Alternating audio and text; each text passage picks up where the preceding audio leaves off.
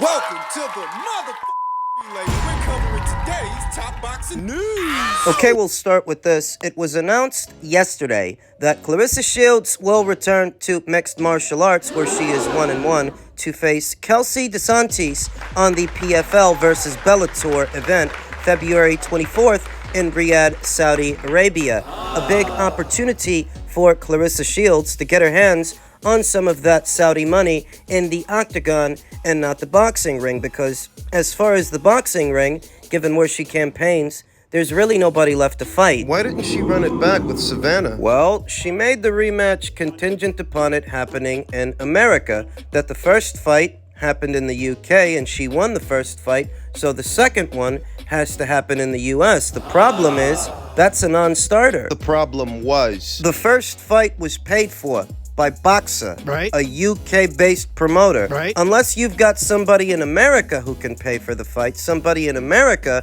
who can bankroll it, it don't go down. And underneath it all, I think Claressa knew that, understood that. You're saying she ducked the rematch. I'm saying the first fight was arguably the hardest fight of Claressa Shields' boxing career so far. I'm saying that she probably didn't want to have to go back to the United Kingdom, but in order for a second fight to happen, there's no choice. There's nobody in America that was going to bankroll a Marshall rematch, and in America, the fight's not as big anyway, so there's not as much money on the table for the fighters. There was a genuine desire to see a second fight. Boxer would have paid for it. For coming back to America and scheduling a rematch between yourself and Hannah Gabriels, a rematch that ended up getting scrapped because she tested positive for a banned substance, so you end up fighting Marisela Cornejo, who's not in your league, and everybody knows that. That she might as well have fought Savannah again. She inked the deal with the PFL, as did Savannah Marshall and one of my personal favorites, Amandia Serrano. And she's going to kick off that deal in her very next fight next month. Any recent headlines that Claressa Shields has been making are in association with the leaked sparring footage of her being knocked down by that guy. Yeah. The thing Yeah. with Alicia Baumgartner, the back and forth between them. It feels like there was time there for Claressa and her team to schedule another fight. There may have been time there, but not opponents. There's really nobody left for her to fight at 160, where she's undisputed, at 168. There's nobody left. Do you remember why? Why? She endeavored into the octagon? Why Claressa endeavored into mixed martial arts Why? in the first place? She claimed that boxing was sexist. She wanted more money. And at that time, she felt that women in mixed martial arts were paid and promoted better than women in boxing. Which really wasn't even the nature of the problem. The nature of the problem is now what it was then. What? Those are not densely populated divisions that she campaigns in. Those are not densely populated weight classes. There are not that many women campaigning north of 147 pounds, making 154 and 160, 168. Barren divisions, barren weight classes that don't offer up much resistance for a fighter with Claressa Shields' skill level, and she is skilled. She will appear even more skilled because there's barely anybody to fight, and the people that are there, they're not on her level. And tack on where most fighters end up moving up in weight and having to deal with that adversity. All these years, what Claressa's been doing is moving down. She debuted at 168, made her way down to 160, down to 154, then back up to 160. This is why the idea that Claressa Shields is pound for pound number one ahead of all the other girls in deeper divisions, deeper weight classes, with more challenges and more champions. She ain't number one on my list. She's done enough across 3 weight classes to be in the top 5, the top 3 on my list, but not number 1. It's not the same thing campaigning in barren weight classes where there are barely any girls to fight, than campaigning in deeper divisions like 130 and 135, 126. There's a lot going on in those divisions. There are a lot of fighters that keep a fighter on their toes. It's a lot harder to become a champion at those weights. It's a lot harder to stay a champion at those weights because there are a lot of challenges, a lot of challengers, whereas at 154, at 160, at 168, there's barely any fighters. Who's gonna challenge you? Clarissa Shields, Savannah Marshall, Franchon Cruz, and Jadeja Green. These are good fighters, very good fighters, but there are not that many of them at those weights. Would Clarissa endeavor into the world of mixed martial arts if she had more fights, more big fights, more good fights at her own weights? Would she? She wouldn't. Nope. She wouldn't have to. Nope. You know it, and I know it. What she's doing out of a need. She probably would like to be more active, but who are you going to keep active with? And even if they can find you a couple of girls, well, what's that going to do? What kind of money's that going to pay you? Not as much as the PFL to fight in their octagon, and that's where it's at. That's what it is, and that's why she's going over there. Because those divisions she campaigns in, there's nobody left. But there was never that much there to begin with. Men's light heavyweight news. Some post-fight comments from this past weekend's action. Callum Smith's failed attempt to become a two-division champion asked what he will do next after his knockout loss to Artur Benavidez. I'm going to spend some time with my family and see what the future holds. I don't know. I've had a good career, been a world champion, been top of the mountain. I've given a lot to boxing over the years. I need to sit down and assess what goals I still want to achieve. I wanted to be a two-division world champion, but I've come up short tonight. It's hard to accept that I'm not the best in the world. I'll have to sit and assess what the future holds. And the Callum Smith that I saw on Saturday, in spite of losing, is a Callum Smith who would be a handful for practically anybody and everybody else at 175. That after just 2 professional defeats, I don't think he should pack it in. I don't think he should call it a career. Though it sounds like he's thinking about it, there are still other fights and other opportunities out there for Callum Smith here and now that we're on the eve of what could be the undisputed title fight between Dimitri Bivol and Artur Beterbiev. Now is not the time to hang the gloves up. Why? Well, let's say Artur Beterbiev wins the fight. What do you think he's going to do? You think he's going to stay at light heavyweight? In all likelihood, he'll move up to cruiser, and the reset button will be hit on this division. The belts he won, they will be redistributed. That's if Artur Beterbiev wins. If Dimitri Bivol wins, you can fight him. Challenge him. What does he do in the meantime? There's plenty to do in the meantime while he waits. Now, I'm not proposing that after Saturday's contest, he rush back to fight somebody else. He needs to recuperate. He needs to recover. Spend some time with the family, spend a bit of the money that he made, and then come back. 2 days ago, His Excellency, Turki Al-Sheikh, pitched an idea, a 5-for-5 card pitting Matchroom fighters against Queensberry Promotions fighters. When you consider that Callum Smith, he's still with Matchroom, he could make an appearance on a show like that opposite the ring somebody like Anthony Yard. Good fight, good money. There is an opportunity there in Saudi Arabia for Callum Smith to rebound off the Artur Beterbiev loss in a big way, but that's hardly the only opportunity for Callum.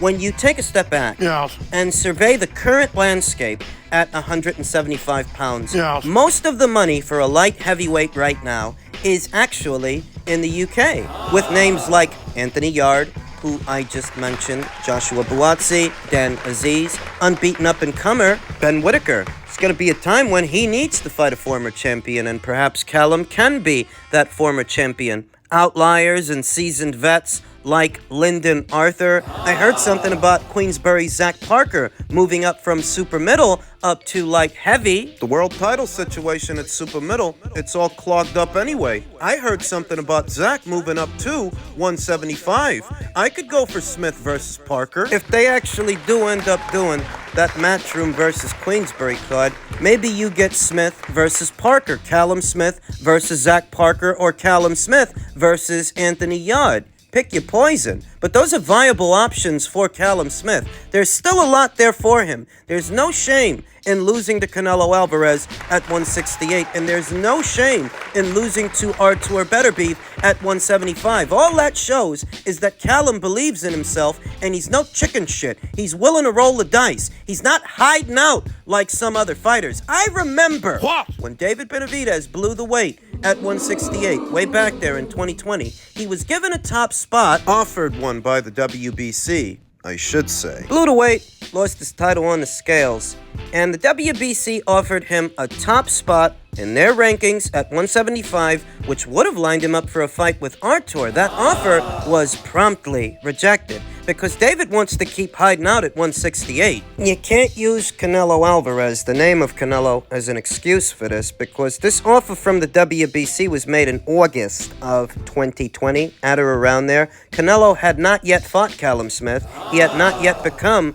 a full-fledged champion at super middleweight. So they did what they did. They didn't do it because of him. They did what they did because they wanted to get out of fighting Artur. Artur better be. They want to keep hiding out at 168. After having blown the weight, they immediately petitioned the WBC to be reinstalled in the super middleweight rankings. They didn't want to know. They didn't want to go to light heavyweight, and they still don't.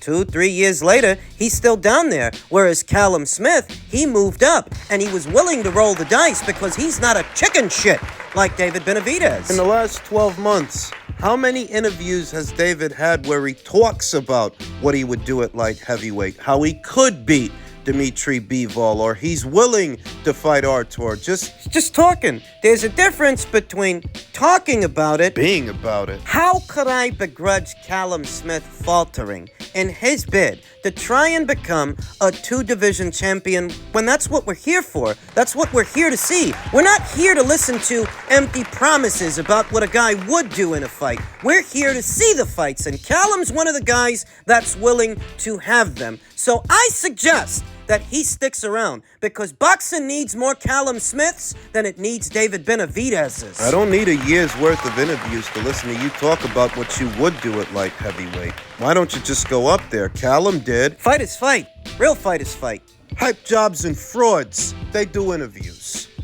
And finally, in men's heavyweight news, responding to Lennox Lewis's previous comment about the Joshua versus Ngannou fight and how Anthony deserves no credit for that fight, he doesn't prove anything fighting Ngannou, Eddie Hearn responded to Lennox by saying, listening in to yesterday, the winner fights the winner of Fury versus Usyk for Undisputed. And when AJ joins your club, I know you will be delighted for him.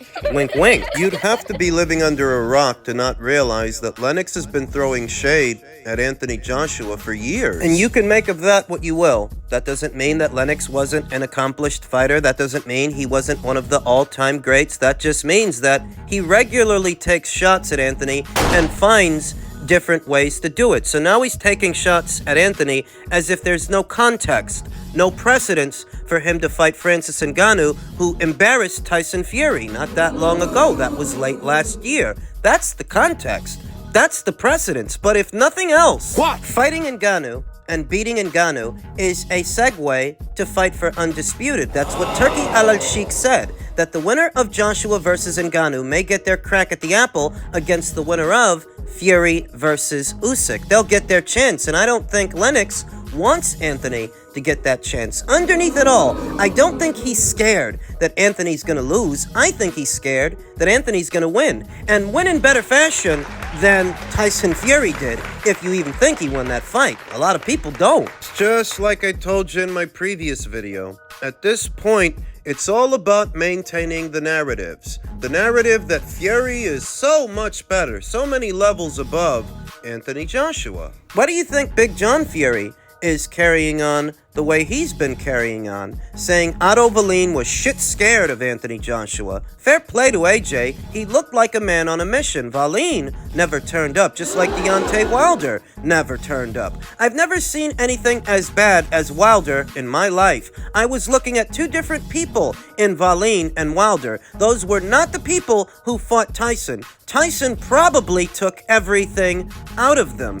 And, you know, that's not what people were saying about Otto Wallin after his fight with Tyson Fury. He won a string of fights and was coming off a career best win over Murat Gassiev ahead of the Joshua fight. A lot of people were picking Wallin to give him a hard time, to trouble him. Some were even picking Wallin to beat Anthony Joshua, like Bob Arum, like Teddy Atlas. Now what John wants to do is rewrite history because Anthony upstaged his son. Saying that Tyson took everything out of Otto Wallin. It's not like Otto Wallin suddenly started losing fights in the buildup of what was the Joshua fight. No, he was winning fights. And he's not an old man. He's not an old fighter. He didn't get old overnight. You just don't want to give Anthony his credit. You don't want to give him his just due for outdoing your son. And I don't expect you to. So you come up with this bullshit about your son taking everything out of Deontay Wilder when that's not what you were saying after he knocked out Robert Helenius. That's not what anybody was saying. In fact, it was the opposite.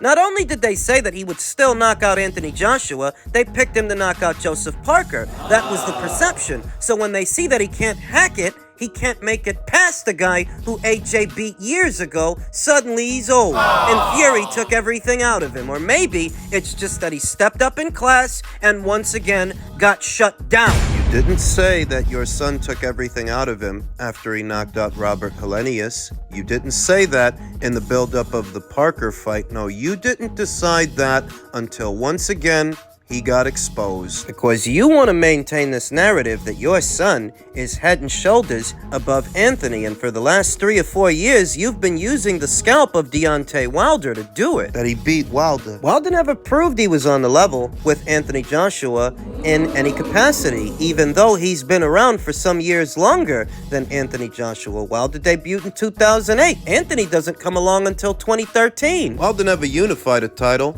and he never won his title back. It's the crown jewel of Tyson Fury's resume, and everybody knows it because he didn't get the reception for beating Vladimir and that stinker that he got for beating Wilder. The perception that Wilder was better than Anthony, but based on what? Can't stress this enough. There were literally people still picking Deontay Wilder to not only knock out Anthony Joshua if they ever fought, but knock out Joseph Parker, who he was about to fight. That was the perception up until recently. So don't start up with the Fury took everything out of him. Bullshit. The truth is, the scalp of Deontay Wilder is a decent scalp on Tyson Fury's resume. It's a credible scalp to some extent, but that was grossly blown out of proportion by not only the boxing media in the UK, but the boxing media in the US. So when he goes out there and looks the way that he looked against a guy that he's favored to beat, a common opponent between him and Anthony, when he goes out there and looks like that, people start to wonder. They start to question whether or not this guy was ever any good, because every time he steps up in class, he gets shut down,